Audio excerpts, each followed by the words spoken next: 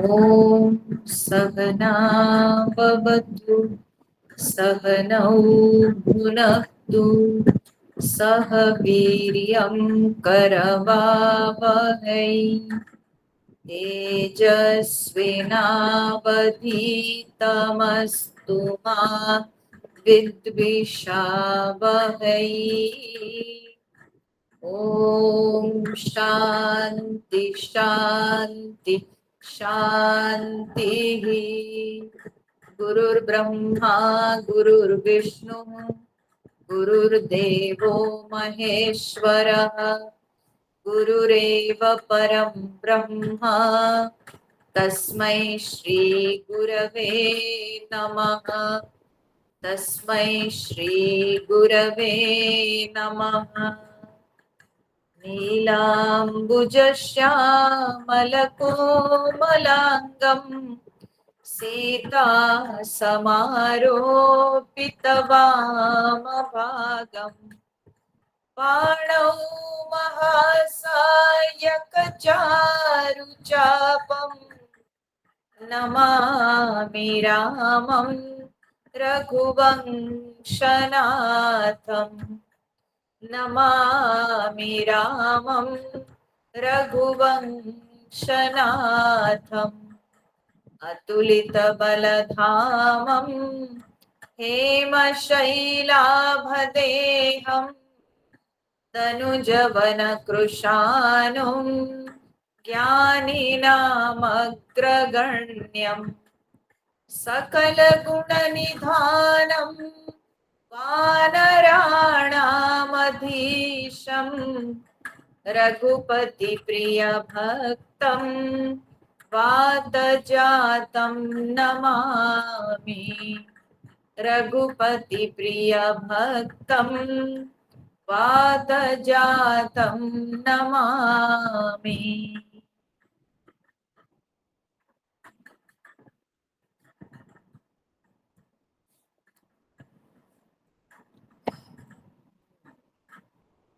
तो हम लोग देख रहे थे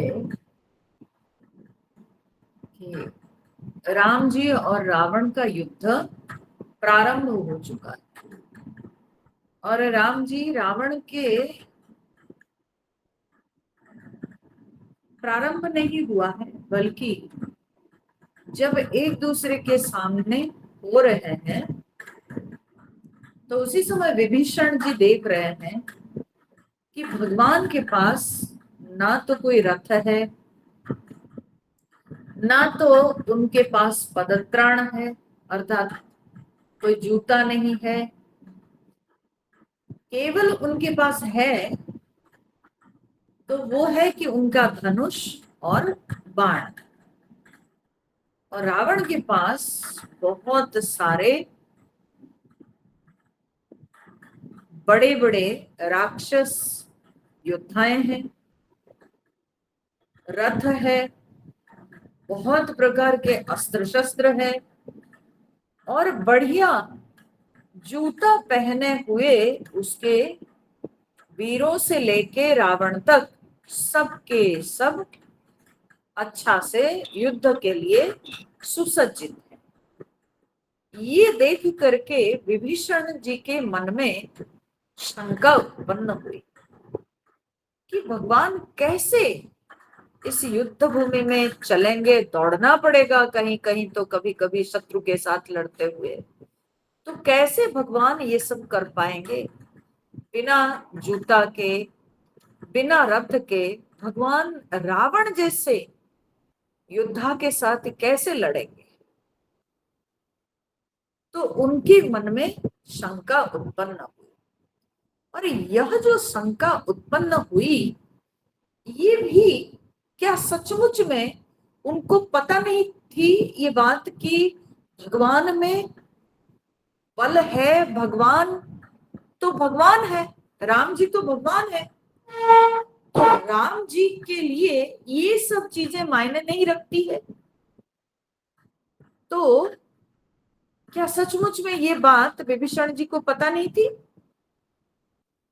विभीषण जी बहुत अच्छी तरह से जानते थे राम जी के ऐश्वर्य का उनको अच्छा से ज्ञान था।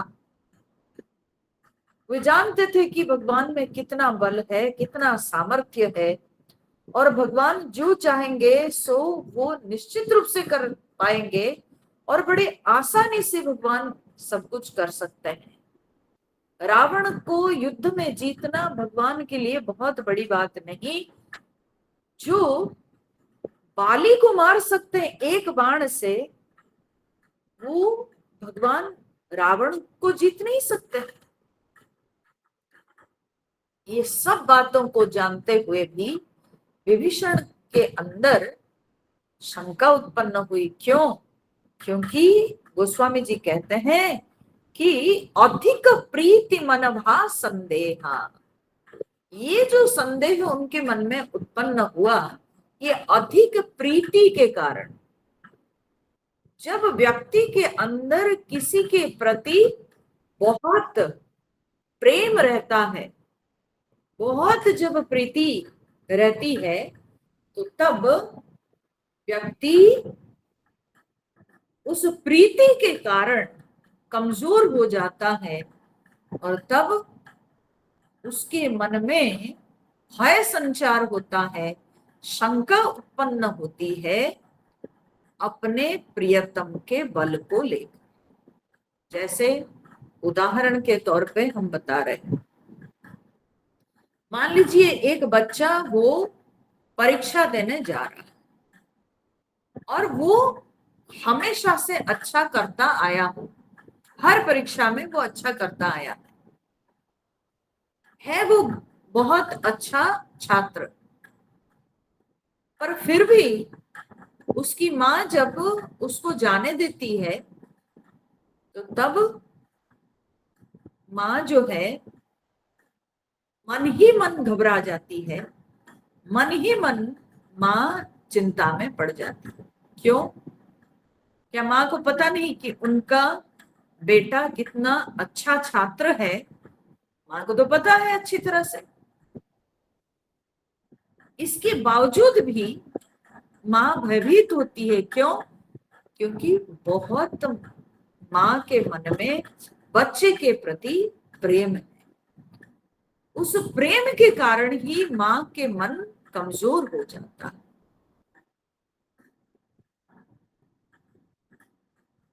तो इसीलिए माँ जो है बच्चे को देख करके बोलती है, नो नो, मुझे पता है कि तुम अच्छा करोगे। और ये जो बात माँ कहती है, असलियत में माँ अपने आप को सांत्वना देती है ये कहते हुए,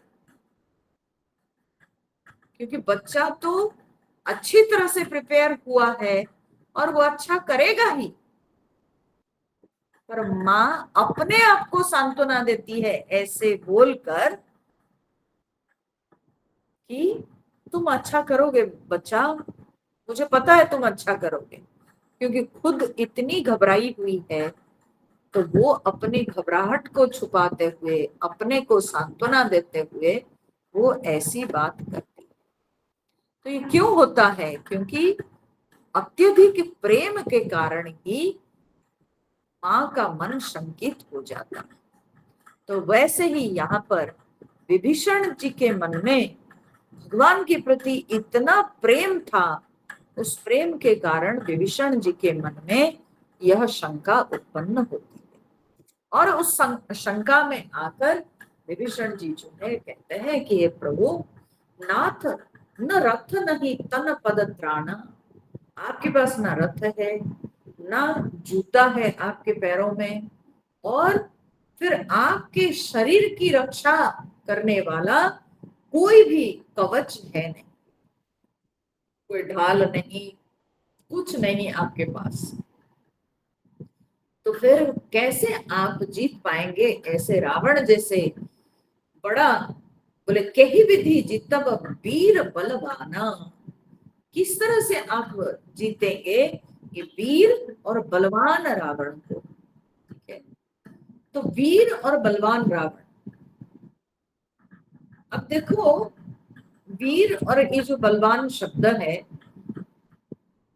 ये दो शब्दों को अच्छी तरह से समझना चाहिए। वीर मतलब क्या होता है कि जो लोग अपने शत्रु को सामना कर सकते हैं, बिना डरे घबराए शत्रु को सामना कर सकते हैं, वे वीर कहलाते हैं। और बलवान मतलब क्या है? जिनके पास शारीरिक क्षमता हो, बहुत शारीरिक क्षमता है, वे बलवान है। ठीक है।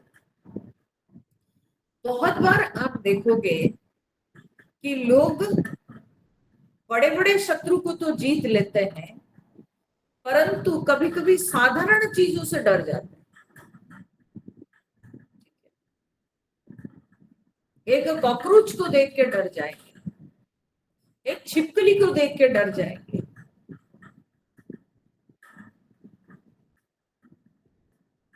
बड़ी बड़ी लड़ाई लड़ लेंगे, परंतु छोटी छोटी चीजों से डर जाते हैं। तो बल तो है, परंतु क्या है कि वे वीर नहीं होते। कभी कभी वीर होते हैं परंतु बलवान नहीं होते। ठीक है। और यहाँ पर विभीषण कहते हैं कि रावण वीर भी है और बलवान भी है। और भगवान राम जी तो वनवास करते हुए फिर सीता जी के विरह में सीता जी को ढूंढते ढूंढते, उनके स्मरण करते करते राम जी का शरीर भी बहुत क्षीण हो गया होगा। तो इसीलिए राम जी के ये कोमल सुकुमार शरीर, उनकी अवस्था भी वैसी ही थी, वे कोई बहुत उम्र के तो थे नहीं। तो इसलिए राम जी के शरीर को देखकर और राम जी के पास विशेष कोई युद्ध करने के लिए कोई बहुत उनके पास व्यवस्था थी नहीं। ये सब को देखकर विभीषण जी के मन में शंका उत्पन्न होती है। तब इसीलिए वो पूछते हैं कि किस तरह से आप जीत पाएंगे इस वीर और बलवान रावण को, आप कैसे जीत पाएंगे प्रभु? तब भगवान विभीषण जी को समझाते हैं। अब लगभग इसी प्रकार के लगता है कि एक और भी कथा आती है, जो महाभारत की कथा, जहां पर अर्जुन अपने समक्ष कौरव की सेना को देखकर घबराते हैं और फिर वे भगवान कृष्ण की शरण में आते हैं। तब भगवान कृष्ण उनको गीता का उपदेश देते हैं।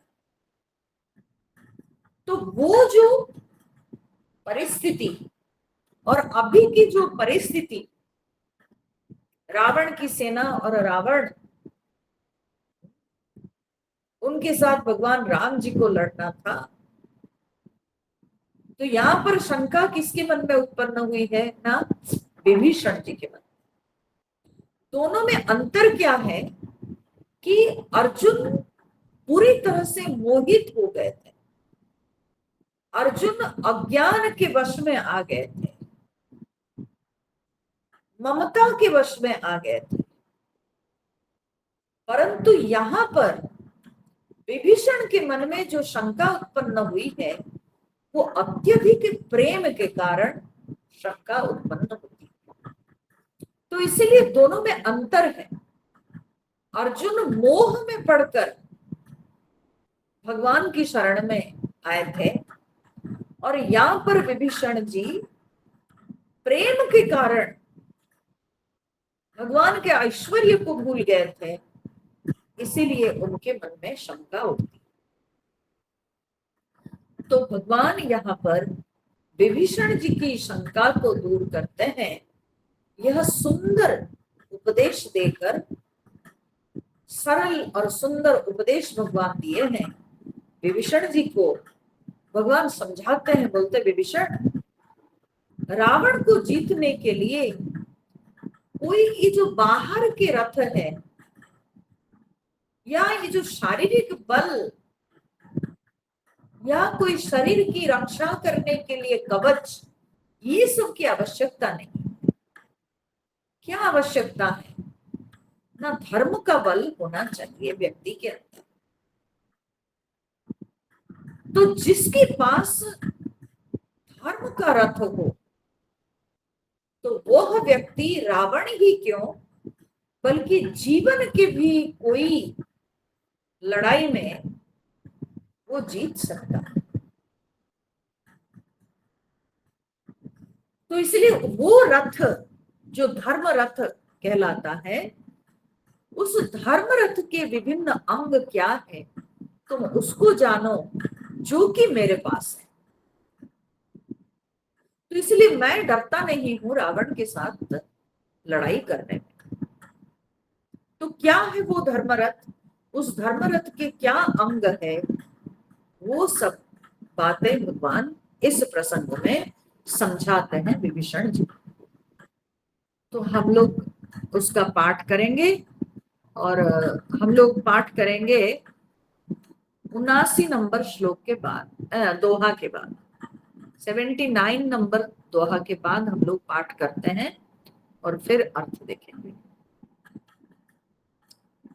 रावनुरथी विरथ रघुबीरा, देखि विभीषण भयउ अधीरा। अधिक प्रीति मन भा संदेह, बंदी चरण कह सहित स्नेहा। नाथ नरथ नहीं तन पद त्राना, केहि विधि जितब वीर बलवाना। सुनहु सखा कह कृपा निधाना, जेहि जय होई सो स्यंदन आना।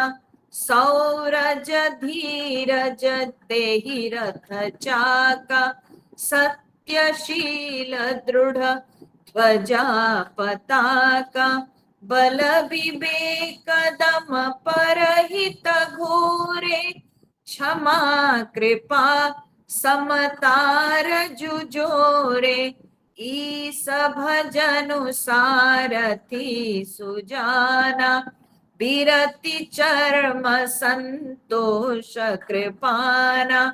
दान पर सुबुद्धि शक्ति प्रचंडा, वर विज्ञान कठिन कुदंडा। अमल अचल मन त्रोन समाना, समझम नियम सिली मुख नाना। कवच अभेद विप्रगुर पूजा, एहि सम विजय उपायन दूजा। सखा धर्ममय असरथ जाके, जीतन कहन कतहु रिपुता के।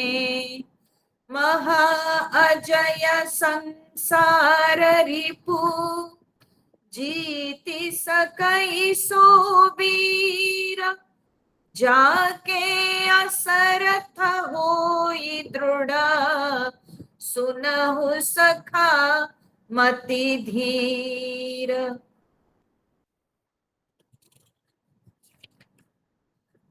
सुनि प्रभु वचन विभीषण, हर्षि गहे पद कंज। एहि मिस मोहि उपदेसेउ, राम कृपा सुख पुंज। उत्पचार दस कंधर, इत अंगद हनुमान। लरत निसाचर भालु कपि, करि निज निज प्रभुआन। तो यहाँ पर इसलिए भगवान कहते हैं, जय जय होई सो स्यंदन आना। जिससे जीत मिलती है वो स्यंदन माने रथ, वो रथ आना है। आना मतलब अलग है, दूसरा है वो रथ। तो कैसा रथ है? तो भगवान कहते हैं, उस रथ के जो चक्के हैं, जो पहिए हैं वो कैसे हैं? बोले सौरज धीरज तेहि रथ चाका। तो उसके जो पहिए हैं वो है शौर्य और धैर्य। धीरज माने धैर्य, वीरता। ठीक है। तो शौर्य, शौर्य मतलब शूरता। शूरता जो है अर्थात क्या होता है कि शूरता मतलब कोई भी परिस्थिति, विकट परिस्थिति, विपरीत परिस्थिति में नहीं डरना है और परिस्थिति का वो सामना करने की क्षमता रखना, इसको कहते हैं शौर्य। ये शूरता। ठीक है भाई, युद्ध में जो है शूरता तो चाहिए। कोई भी वीर लड़ने के लिए उसके अंदर तो शूरता तो चाहिए। बिना अगर उसके अंदर शौर्य होगा, वो अगर डर जाएगा, घबरा जाएगा, सामने अगर बड़ी सेना को देख करके वो घबरा जाएगा तो कैसे लड़ेगा? तो इसलिए शौर्य तो चाहिए। और भगवान कहते हैं वो मेरे अंदर है, वो मुझ में है। तो सबसे पहले जो वीर होता है उसको निर्भीक रहना आवश्यक है, निडर रहना आवश्यक है।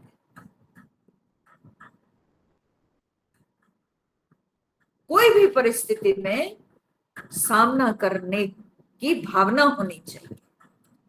असली वीर उसी को कहा जाता है। तो सौरज, फिर धीरज। धीरज मतलब क्या होता है? धीरज का मतलब होता है धीरता। ठीक है। धीरता मतलब क्या होता है समझ रहे हैं? धीरता का, ये जो धीरज का दो प्रकार से अर्थ है। एक है धैर्य, दूसरा है कि धीरता। धीरता का मतलब होता है कि चंचलता शून्य।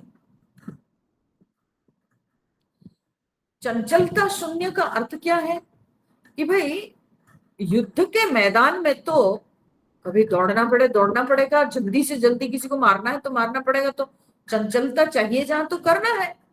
बोले नहीं, यहाँ पर वो चंचलता की बात नहीं हो रही।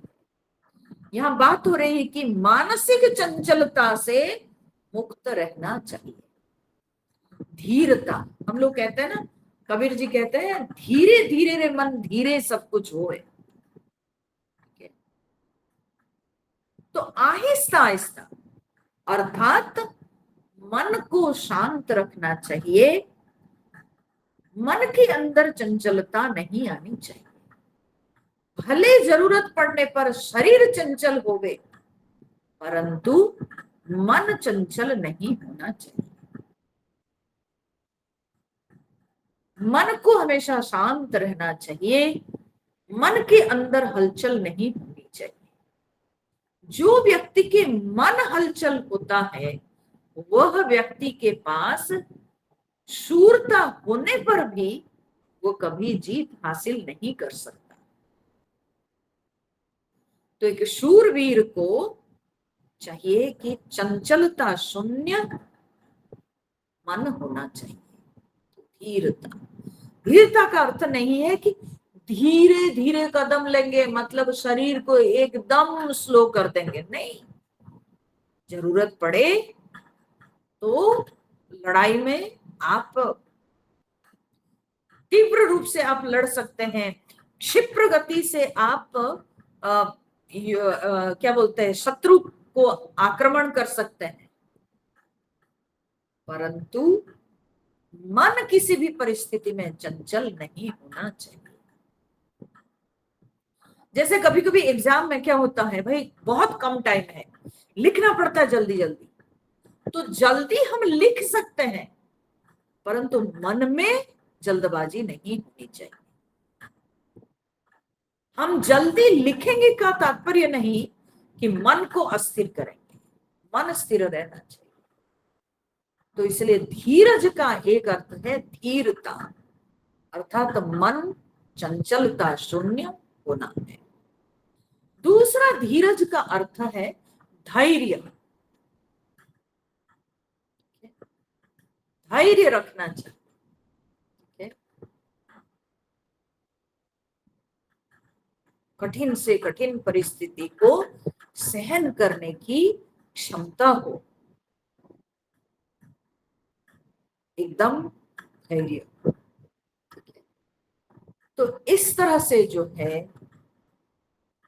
अंदर से ना घबराते हुए विपरीत परिस्थिति में चंचलता, मन की विषमता, मन की चंचलता को त्याग करके कष्ट सहन करने की क्षमता को धारण करके जो व्यक्ति आगे बढ़ता है वही सचमुच में जीत हासिल करता है, वही व्यक्ति के जीवन रथ आगे बढ़ पाता है।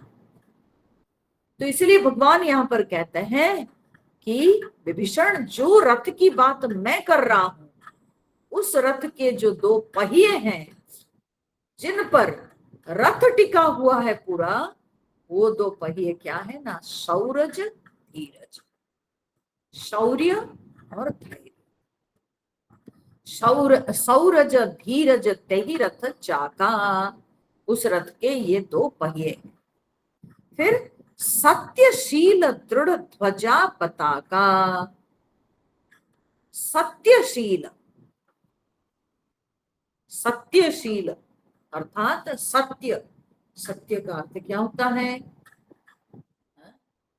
सत्य का अर्थ है सच्चाई, और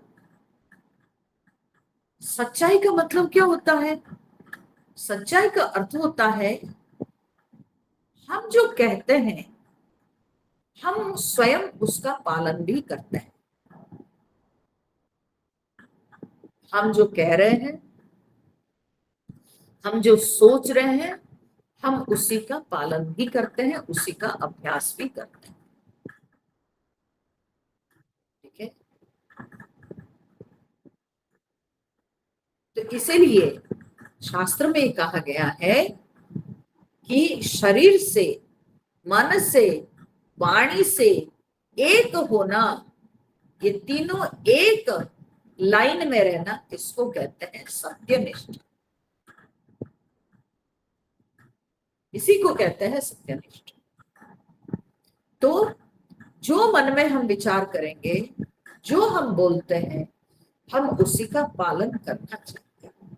ये नहीं होना चाहिए कि स्वार्थ को देखकर हम बदल जाए, हमारे वर्ड्स चेंज हो जाते हैं। कल हम कुछ बोले थे, आज हम कुछ और बोल रहे हैं। कल हम कुछ अभ्यास किए थे, आज कुछ दूसरा अभ्यास करते हैं। अपने स्वार्थ के अनुसार हम बदल जाते हैं, ये नहीं होना चाहिए। सत्यनिष्ठा ये बहुत बड़ी उपलब्धि है किसी भी साधक के लिए। सत्यनिष्ठा जो है ये बहुत बड़ी उपलब्धि है। अपनी सोच, अपना कर्म, ये हमेशा एक लाइन में रहना चाहिए। कभी किसी को अपने वर्ड्स देने से पहले हमेशा विचार करके देना चाहिए, क्योंकि अगर हम वचन दे दिए फिर उसका तो पालन करना पड़ेगा।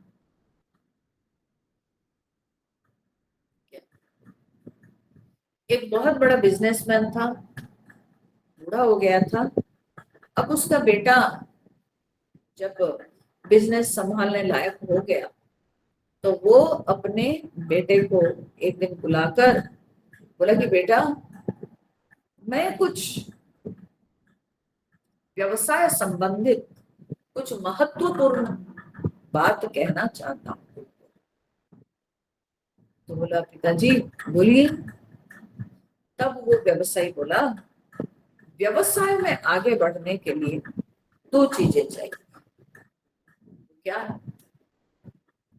तो पिता ने कहा कि सच्चाई चाहिए और ज्ञान चाहिए।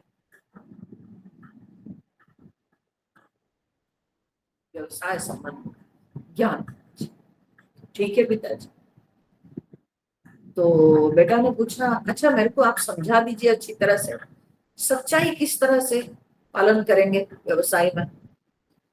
तो पिताजी ने कहा कि देखो, अगर किसी कस्टमर को तुम अपने वचन दे दिए तो फिर कस्टमर को खुश रखने के लिए तुमको उसका पालन करना है। बोला ठीक है पिताजी, सच्चाई समझ में आ गई। अब ये ज्ञान क्या होना चाहिए? तो बोले ज्ञान ये है व्यवसाय में कि किसी को वचन दो ही मत।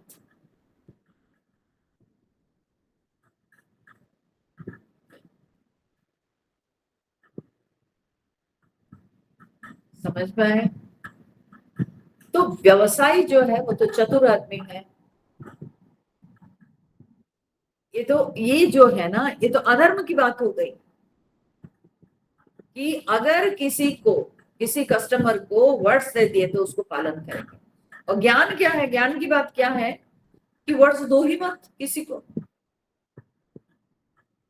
तो ये तो अधर्म की बात हो गई, वैसे नहीं होना चाहिए। जीवन में विशेष रूप से जो साधक होते हैं, जो अध्यात्म में विश्वास रखते हैं, जिनको अध्यात्म मार्ग में आगे बढ़ना हो, हमेशा अपने वचनों को पालन करना चाहिए। पहले स्वयं उसको पालन करके दूसरों के लिए दृष्टांत प्रस्तुत करना चाहिए। तो इसी को सच्चाई कहते हैं। भगवान कहते हैं कि सत्य, सील, सील माने शील। शील क्या होता है? शील का अर्थ होता है उत्तम चरित्र, अच्छा व्यवहार, ये शील कहलाता है।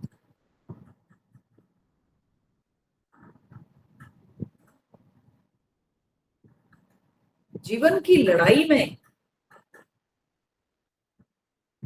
अगर हम जीत चाहते हैं तो हम अपने व्यवहार, अपना चरित्र को सही रखेंगे तो निश्चित रूप से हम संसार में जीत हासिल कर सकते हैं।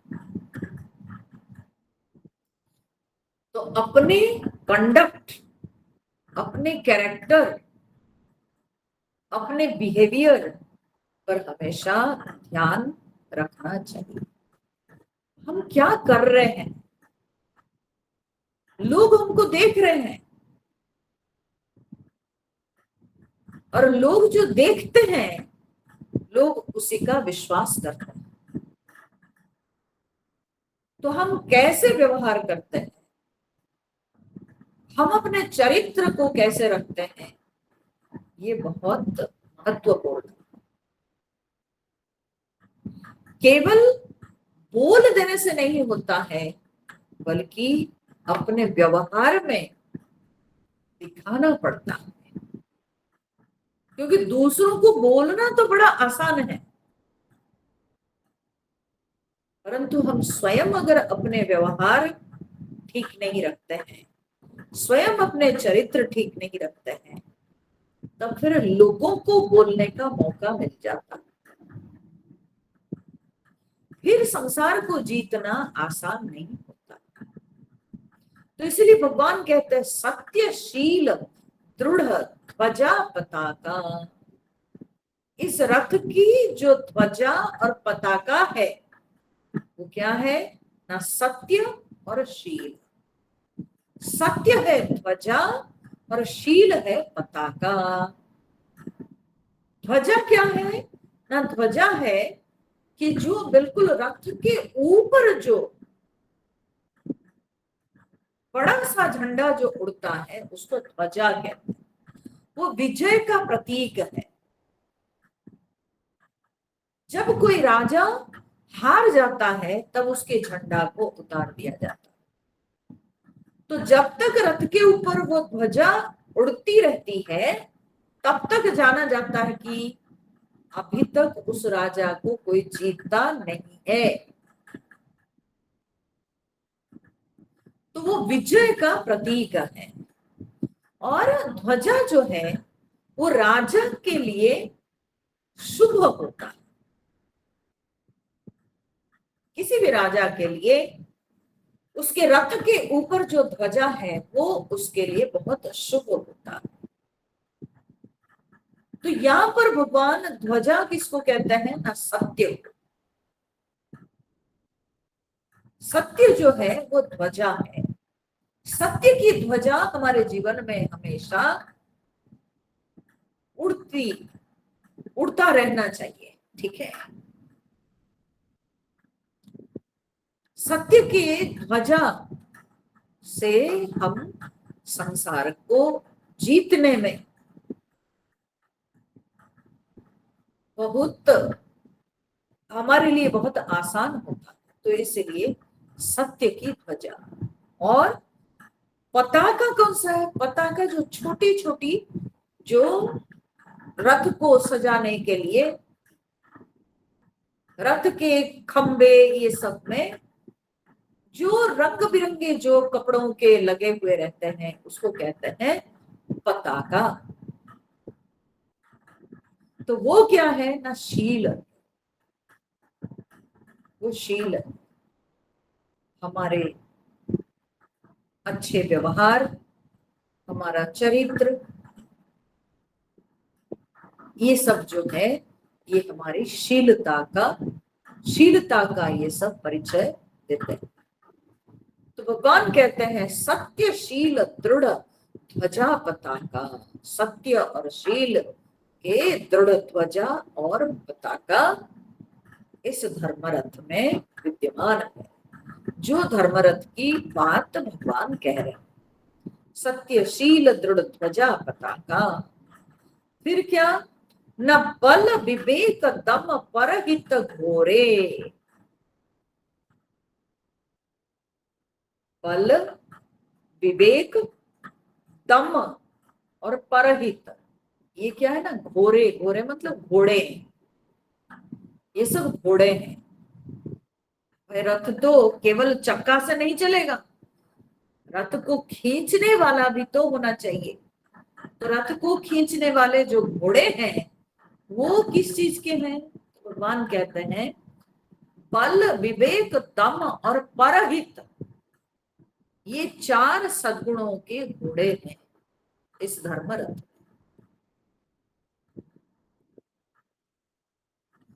तो कैसे घोड़ा ना, पहला है बल। बल, तो बल क्या है ना, बल है, पहली बात तो है निश्चित रूप से शारीरिक बल, ये बहुत आवश्यक है। शारीरिक बल के साथ साथ मानसिक बल को भी धारण करना चाहिए प्रत्येक साधक को, प्रत्येक वीर को।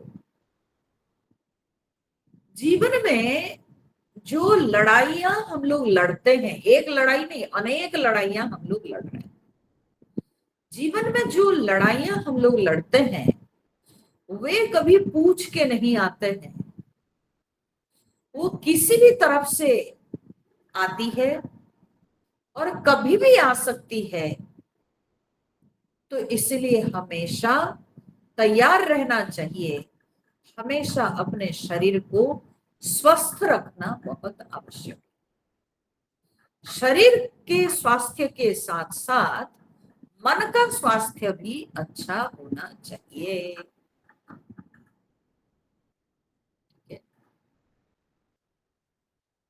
तो इसलिए बल जब कहा जाता है, बल केवल शारीरिक बल नहीं बल्कि साथ साथ मानसिक बल। तो भगवान श्री कृष्ण भगवत गीता में एक महत्वपूर्ण बात ये बल संबंधित कहते हैं। 7वें अध्याय में भगवान ने कहा बलम बलवताम चाहम कामराग विवर्जितम। भगवान कहते हैं कि अर्जुन, मैं बलवानों में वह बल हूं जो कि काम राग विवर्जितम, जो काम और राग से रहित है। आसक्ति और भोग की प्रवृत्ति से रहित जो बल है वो मैं। व्यक्ति के अंदर जब आसक्ति आ जाती है, भोग की इच्छा जब आ जाती है, भोग की प्रवृत्ति जब आ जाती है, तब वो दुर्बल हो जाता है। वो बलवान नहीं रहता है, तब वो दुर्बल हो जाता है। ठीक है।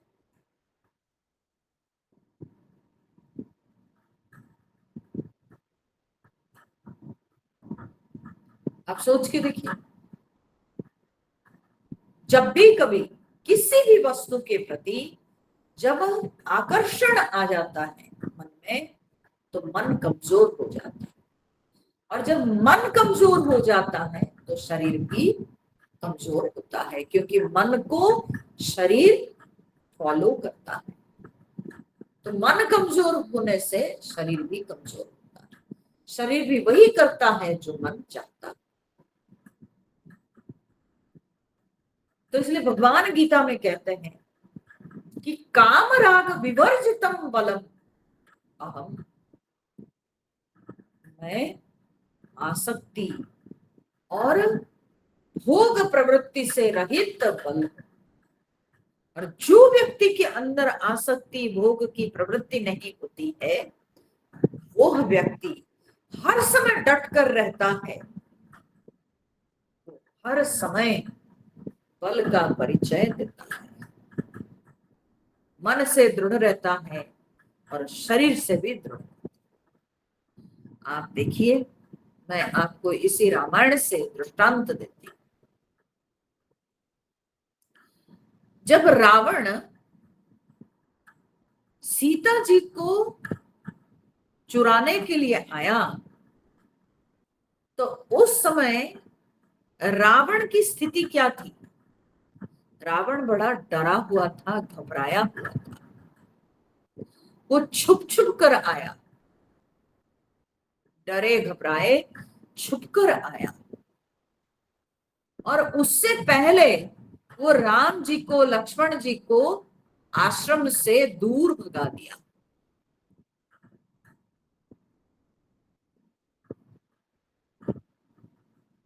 तो यद्यपि उसके पास शारीरिक बल था, लेकिन क्योंकि उसके मन में कामना वासना उत्पन्न हुई, तो इसीलिए बलवान होने पर भी वह डरा हुआ था, और इसलिए वो राम जी और लक्ष्मण जी को बहुत दूर भेज दिया।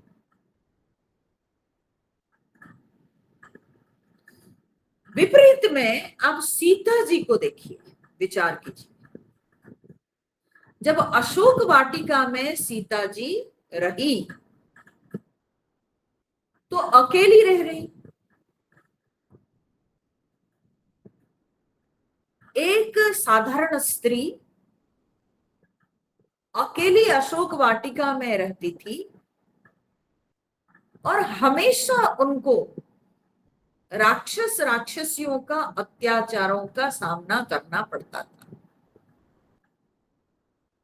वे लोग आकर के बहुत प्रकार से उनको गाली गलौज करते थे, उनको डराते थे, धमकाते थे।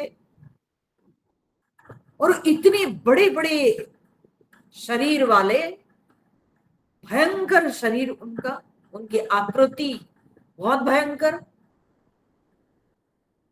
और रावण खुद भी आकर के कितनी बार सीता जी को खूब डराया धमकाया, परंतु फिर भी सीता जी कभी डरी नहीं। क्यों? क्योंकि उनके पास धर्म का बल था। वो कभी डरी नहीं, वो घबराई नहीं, क्योंकि उनके मन में राम जी के प्रति विश्वास और उनको अपना धर्म का बल मिला हुआ था। उनके मन में कोई पाप प्रवृत्ति नहीं आई थी। इस कारण से सीता जी बिल्कुल निडर रहकर राक्षसों का, राक्षसियों का सामना किया। और एक दो दिन नहीं, लगभग 1 साल तक वो उस राक्षस की नगरी में रही अकेली। तो इसको कहते हैं बल। व्यक्ति जब धर्म मार्ग में रहता है वो किसी भी चीज से डरता नहीं, क्योंकि उसके अंदर आंतरिक बल है। शारीरिक बल से बढ़कर है आंतरिक बल, जिसको हम लोग कहते हैं मोरल स्ट्रेंथ। व्यक्ति जब धर्म के मार्ग पर चलता है उसके अंदर वो जो मोरल स्ट्रेंथ रहता है, मोरल स्ट्रेंथ से ही व्यक्ति अपनी रक्षा कर पाता है। तो इसलिए भगवान कहते हैं यहाँ जो रथ को चलाने वाले घोड़े हैं वो घोड़े सब किस प्रकार के हैं? बल और विवेक। विवेक क्या है? क्या हम लोग के पास विवेक नहीं है ना?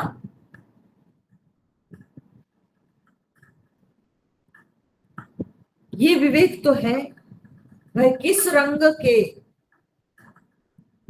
पर्दा के साथ दूसरा कौन सा कलर अच्छा मैच करता है, तो ये विवेक तो हमको है।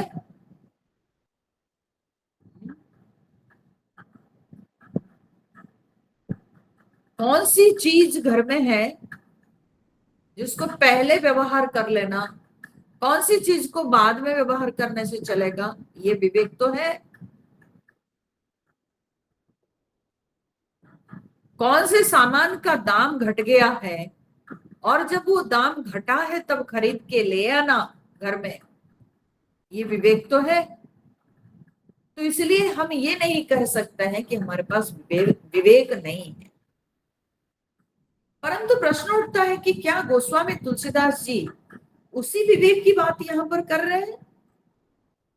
बोले नहीं, उस विवेक की बात गोस्वामी जी यहाँ पर नहीं कर रहे हैं। यहाँ जो विवेक की बात गोस्वामी जी कर रहे हैं वो क्या है? वो है कि अपने जीवन में धर्म अधर्म का विवेक करने की क्षमता हमें होनी चाहिए। हमारे लिए धर्म क्या है और अधर्म क्या है, ये विवेक करने की शक्ति होनी चाहिए।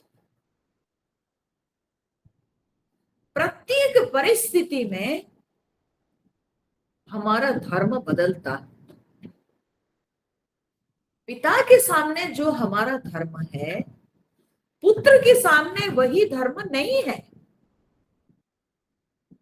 तो इसलिए विवेक इसी को कहते हैं कि पिता के सामने हमारा व्यवहार कैसा होना है और पुत्र के साथ हमारा व्यवहार कैसा होना चाहिए, ये विवेक होना चाहिए। इसको कहते हैं विवेक। अब पुत्र के साथ के व्यवहार को अगर हम पिता के साथ कर देंगे तो वो अधर्म हो जाए, वो अधर्म कहलाए। तो इसीलिए धर्म अधर्म का विवेक, हित अनहित का विवेक, अच्छा बुरा का विवेक, श्रेय अश्रेय का विवेक, ये बहुत आवश्यक है साधक के लिए।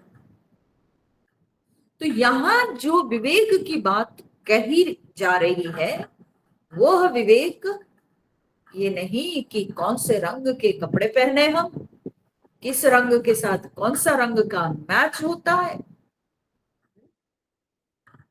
कौन सी चीज को जल्दी से जल्दी खरीद के ले आना चाहिए, वो सब विवेक की बात नहीं है। यहाँ विवेक है कि जीवन में धर्म अधर्म, हित अनहित, हाँ, अच्छा बुरा, ये सबको अच्छी तरह से समझने की क्षमता होनी चाहिए। इसको कहते हैं विवेक। तो बल विवेक। और एक विवेक की बात यहाँ पर यह भी है, विवेक जब हम कह रहे हैं तो विवेक से हमको ये भी समझना चाहिए कि अनेकों बार ऐसे देखने को मिलता है कि हम बहुत पढ़ लिख तो लेते हैं, हमारे पास बहुत डिग्रियां हैं, जहां तक पढ़ाई लिखाई की बात है हम बहुत पढ़े लिखे हैं, परंतु मिसिंग क्या है हमें, वो है कि हमारे पास कॉमन सेंस नहीं। कॉमन सेंस नहीं है कि कहां पर क्या करना चाहिए। ये बहुत, क्या बोलते हैं, भगवान की कृपा से ही, ये जो कॉमन सेंस है ना, ये भगवान की कृपा से मिलता है। कोई पढ़ा लिखा हो गया इसीलिए उसके पास कॉमन सेंस होगा, ऐसी बात नहीं, ऐसी बात नहीं।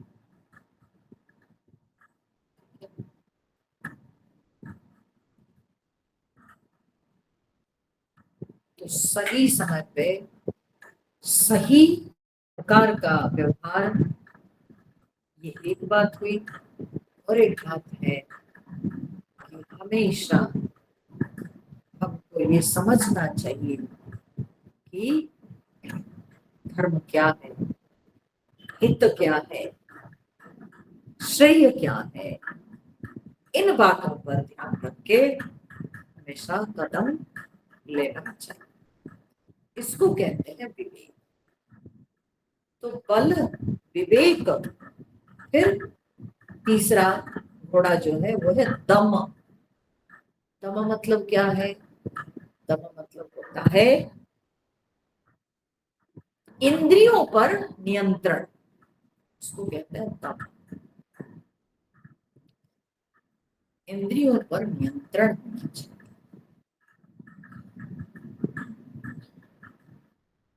आप देखे होंगे जो घोड़ा को लेकर, जो घोड़ा का व्यवहार किया जाता रथ में, या घोड़े पे बैठ करके जो वीर लड़ते हैं, तब घोड़ा को जो जो रस्सी जो घोड़ा के गले से आता है, जो बांधते हैं, तो वो उसमें वो रस्सी जो है जुड़ा हुआ रहता है। घोड़ा की जो आंख के पास जो है, दो साइड में एक तरह का जो है ऐसे कवर दिया हुआ रहता है, ठीक है, उससे वो रस्सी जो है मिला हुआ रहता है, ठीक है। और वो क्यों दिया हुआ रहता है? इसलिए दिया हुआ रहता है कि घोड़ा सीधा ही देखे साइड में क्या घास के अगर मैदान है, उसको देखे नहीं, उस तरफ आकर्षित ना हो, उसकी नजर में वे चीजें ना पड़े। इसीलिए इस तरह से जो है एक कवर दिया हुआ रहता है उसके दोनों आंखों के दो साइड, जिससे कि वो केवल सीधा देखेगा, केवल रास्ता को देखेगा, इधर उधर नहीं। और रस्सी लगा हुआ, तो जो योद्धा है वो उस रस्सी को पकड़ के कंट्रोल करता है। तो घोड़ा इधर उधर देख नहीं सकता। क्यों? क्योंकि उससे वो चंचल नहीं होता है, उसकी आंखों को कंट्रोल करता है घोड़े पर बैठने वाला व्यक्ति। इस तरह से घोड़ा को कंट्रोल। कहने का तात्पर्य है कि प्रत्येक साधक को अपने जीवन में जब वो आगे बढ़ता है अपने गंतव्य में पहुंचने के लिए, हमेशा उसको अपने इंद्रियों पर नियंत्रण रखना चाहिए। इंद्रियों को जहां तहां अगर हम छोड़ देंगे तो हम कभी आगे नहीं बढ़ सकते, हम अटक जाएंगे। निकले होंगे मंदिर जाने के लिए, लेकिन रास्ते में जाते जाते देखते हैं दुकान में एक बड़ी सुंदर सी साड़ी लटक रही है और हम दुकान में घुस गए और साड़ी चॉइस करते करते समय बहुत हो गया और हम मंदिर जा नहीं पाए। तो ये क्यों होता है? क्योंकि रास्ते में जो सारे विषय आते हैं हम उन विषयों में फंस गए और इसलिए हम आगे बढ़े ही नहीं। तो बहुत आवश्यक है कि अपने इंद्रियों पर नियंत्रण होना चाहिए। कभी कभी आप सुने होंगे बहुत वक्ता लोग प्रवचन करते हैं और प्रवचन करते करते वे लोग दृष्टांत देते देते दृष्टांतों के द्वारा वो कहां कहां पता नहीं चले जाएंगे, फिर अपने विषय में लौट नहीं पाते, इधर उधर कहां भटक जाएंगे, वे अपने विषय में लौट नहीं पाते। क्योंकि अपने इंद्रियों पर नियंत्रण नहीं, अपने मन पर नियंत्रण नहीं। तो यहाँ पर भगवान कहते हैं दम मतलब अपने इंद्रियों पर पूरा नियंत्रण होना चाहिए। और नियंत्रण का अर्थ यहाँ पर ये नहीं समझना चाहिए कि इंद्रियों का दमन, ऐसा नहीं। इंद्रियों का दमन नहीं, बल्कि हमारे सनातन धर्म में ये जो दम शब्द आता है, ये दम शब्द जबरदस्ती इंद्रियों को दमन करने के लिए नहीं, बल्कि संयमन के लिए। तो इंद्रियों का संयमन और दमन में बहुत अंतर है। अगर इंद्रियों को केवल जो है बांध के रखना ही लक्ष्य होता तो भगवान हमको इंद्रियां दी क्यों?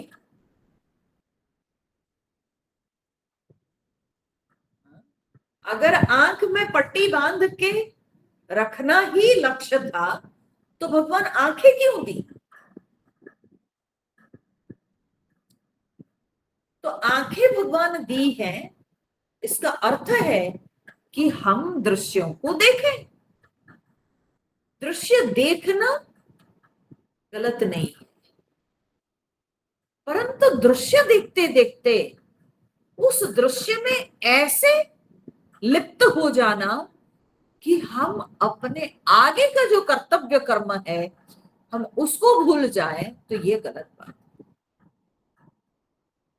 तो इसलिए कितना लिप्त होना, ये विवेक होना चाहिए।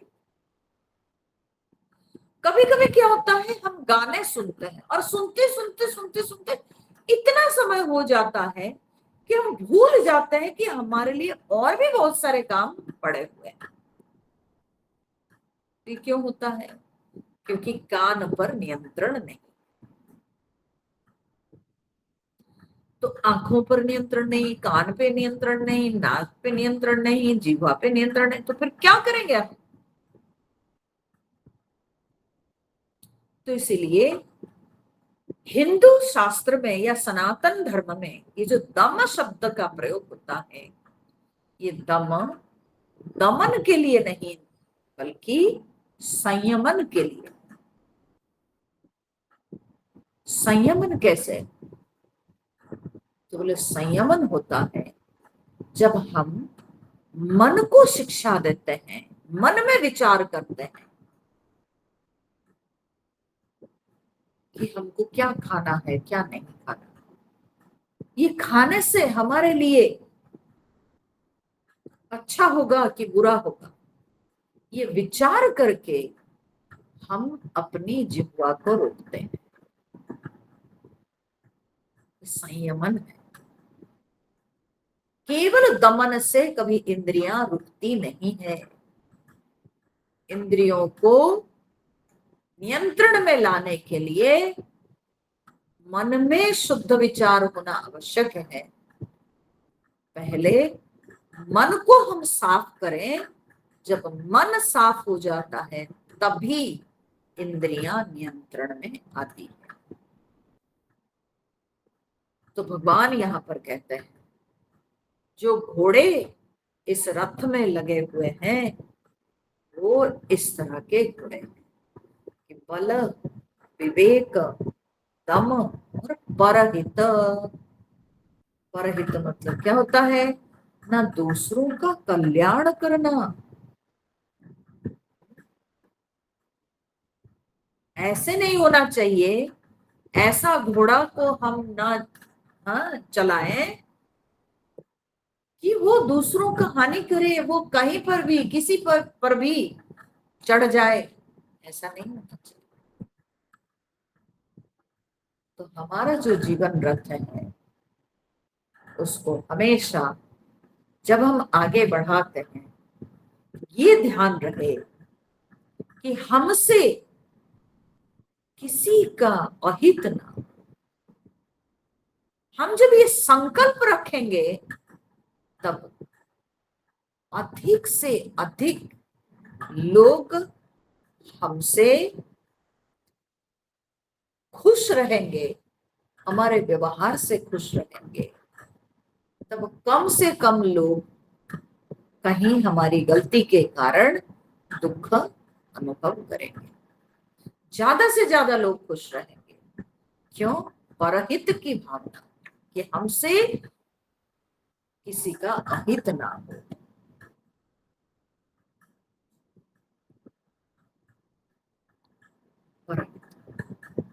भगवान भगवत गीता में कहते हैं जो मेरे भक्त होते हैं वो हमेशा दूसरों के हित में लगे रहते हैं।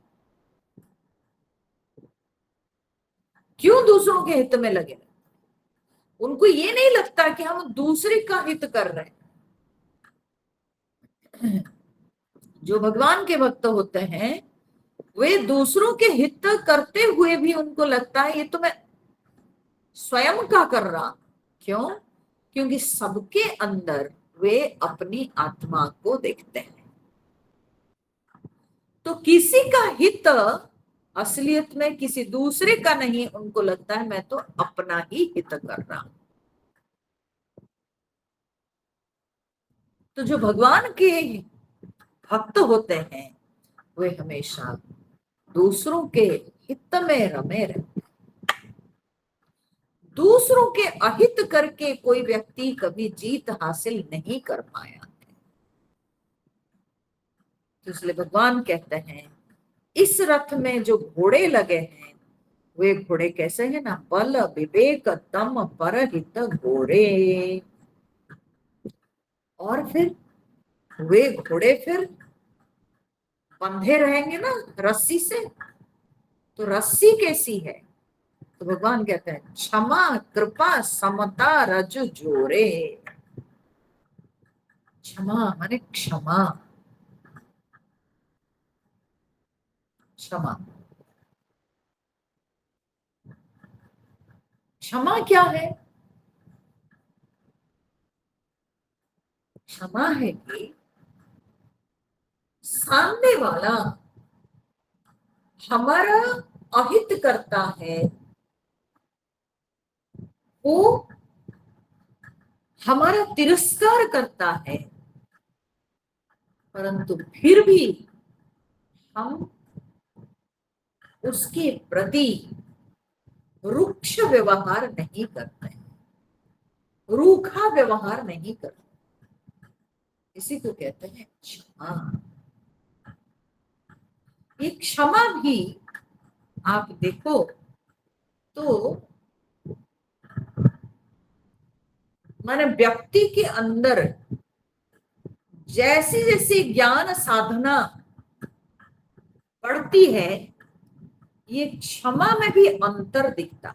क्या अंतर दिखता है? कैसा अंतर? बोले एक प्रकार की क्षमा होती है जिसमें कोई हमारा तिरस्कार किया, कोई हमारा अहित किया, कोई हमारी निंदा अपवाद किया, परंतु हमको पता तक भी नहीं चला, हमको माने हमारे मन में वो बात प्रवेश ही नहीं करती है कि वो हमारी निंदा की, हमारा तिरस्कार किया, हमारा अहित किया है, तो ये हमारे मन में प्रवेश ही नहीं करता, तो हम उसको क्षमा करते। वो मन में कहीं भी वो ठहरता नहीं। जैसे एक बच्चा माँ के गोद में जब है और वो पैर हिलाता है और कितनी बार पता नहीं माँ को लात मारता है, लेकिन माँ के मन में वो बच्चे का जो पदाघात है वो बिल्कुल माँ के मन में घुसता ही नहीं, माँ के मन में घुसता ही नहीं। इसी प्रकार से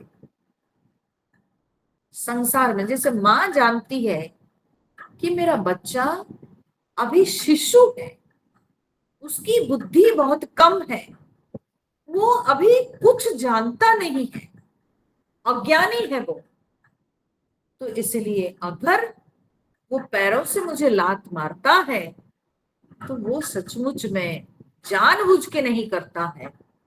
तो माँ के मन में इस कारण से वो जो पदाघात, वो पदाघात माँ के मन में घुसता ही नहीं। ठीक उसी प्रकार से जो ज्ञानी पुरुष होते हैं, जो पहुंचे हुए ज्ञानी पुरुष होते हैं, उन लोगों के मन में दूसरों का किया हुआ तिरस्कार, दूसरों के रूठा व्यवहार, दूसरों के की हुई निंदा, अपमान, ये सब ऐसे ऊंची ऊंची स्थिति में पहुंचे हुए महात्माओं के मन में घुसता ही नहीं। वे सबको क्षमा करते हैं। ये एक प्रकार की क्षमा। दूसरे प्रकार की क्षमा क्या है? दूसरे प्रकार की क्षमा वो होती है कि आपके मन में वो प्रवेश करता है, आपके मन में आपको पता चलता है कि उसने मेरा तिरस्कार किया, उसने मेरी निंदा की, आप समझ रहे हैं, आप के मन में कहीं थोड़ा सा जो है खरोच होता है, परंतु आप क्षमा कर देते हैं कि इसके साथ लड़के क्या होगा, इसको डांट के क्या मिलेगा, जाने।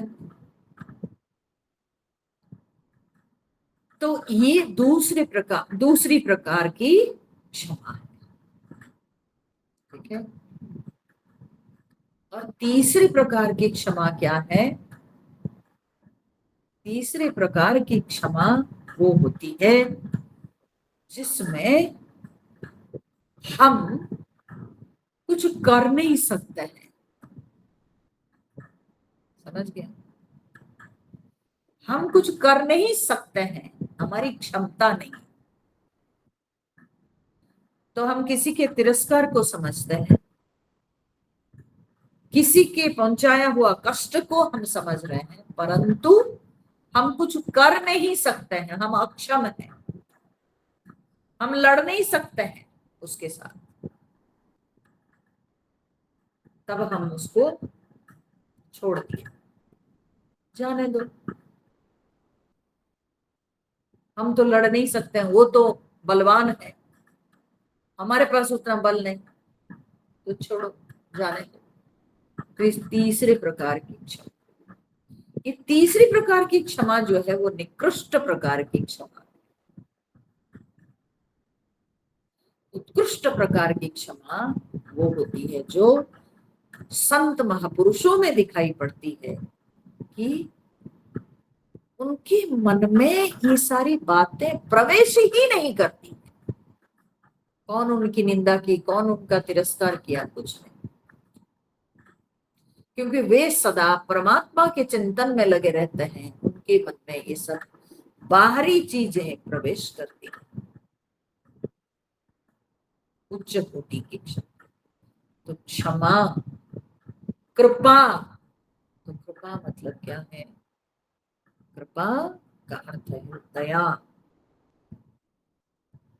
जो लोग दुख में हैं, कष्ट में हैं, उनकी दुख, उनकी कष्ट को जो साधक होते हैं वे हमेशा दूर करने की कोशिश करते हैं, क्योंकि उनके हृदय द्रवित हो जाता है दूसरों को कष्ट में देख, इसको कहते हैं कृपा। किसी की कोई भी प्रकार की असुविधा, किसी भी प्रकार का कष्ट है, किसी के पास धन नहीं, किसी के पास विद्या नहीं, तो प्रकार प्रकार के कष्ट दुनिया में दिखाई पड़ते हैं, लोगों के पास है, और उन कष्टों को देखकर जो मन द्रवित हो जाना, हृदय द्रवित होना, इसको कहते हैं कृपा। कि कैसे मैं सामने वाले का कष्ट को दूर करूं, ऐसी तत्परता कृपा के कारण आ जाती है। कैसे उसके कष्ट को दूर करूं, कृपा के। तो भगवान कहते हैं क्षमा, कृपा, और फिर क्या? न समता रज्जु जोड़े, ये घोड़े को रथ माने सारथी के साथ जोड़ने वाला जो रज्जु है, रज्जु इस तरह के 3 गुणों के रज्जु, क्षमा, कृपा और समता। समता अर्थात मन का संतुलन, मन का संतुलन। हर प्रकार की परिस्थिति में मन संतुलित रहे, विचलित नहीं होना, मन संतुलित रहे। वर्स्ट कंडीशन से भी हम पार पा सकते हैं अगर मन संतुलित हो गए। छोटी छोटी घटनाएं हमको डिस्टर्ब कर देती हैं, मन असंतुलित हो जाता है।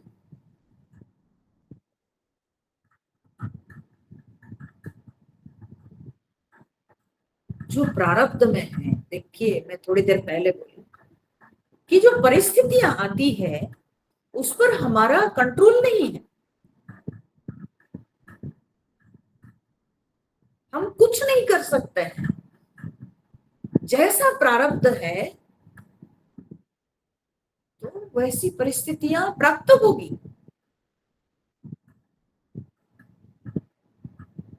तो मन को हमेशा संतुलित रखना चाहिए। कभी देखिए अच्छी परिस्थितियां, मेरे मनोनुकूल परिस्थिति है और हम एकदम अच्छे हैं, बढ़िया व्यवहार, बहुत बढ़िया बर्ताव है, ये तो कोई भी कर सकता है। जरा से क्या परिस्थिति बदली तो बस हम असंतुलित हो जाते हैं। ये गलत बात है। तो इसलिए साधक होने के नाते हमेशा सात्विक विचार हम करें, ईश्वर पर विश्वास रखें और जो प्रारब्ध है